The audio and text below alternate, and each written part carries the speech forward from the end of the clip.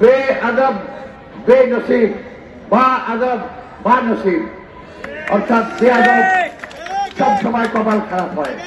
তাদের ভিতরে মিনিমাম কোন শ্রদ্ধাবোধ নাই। আমি যখন